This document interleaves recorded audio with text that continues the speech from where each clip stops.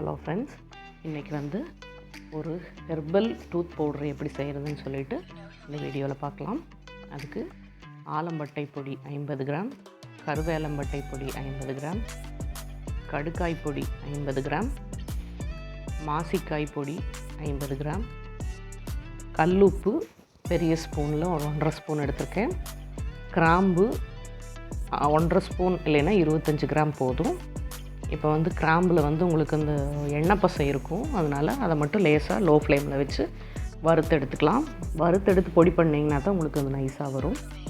கிராம்பை தனியாக வறுத்து எடுத்துட்டு அதே கடாயில் உப்பையும் லேசாக வறுத்துக்கணும்.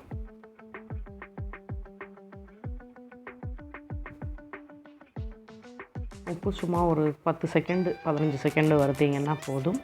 அதில் இருக்கிற ஈரப்பதமும் போயிடும். இப்போ வறுத்துட்டு இதை ஆற வச்சுட்டு கிராம்பையும் உப்பையும் சேர்த்து முதல்ல பொடி பண்ணி எடுத்துக்கணும். ஏன்னா நீங்கள் கிராம்பை மட்டும் தனியாக பவுட்ரு பண்ணிங்கன்னா அது பவுட்ரு ஆகாது. இது ரெண்டையும் சேர்த்து மிக்ஸ் பண்ணி எடுத்துக்கோங்க.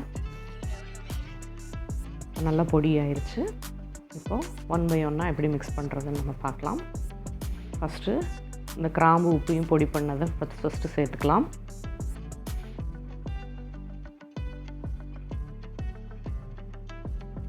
ஆலம்பட்டை பொடி சேர்த்துருக்கோம். அடுத்தது கருவேலம்பட்டை பொடி, மாசிக்காய் பொடி,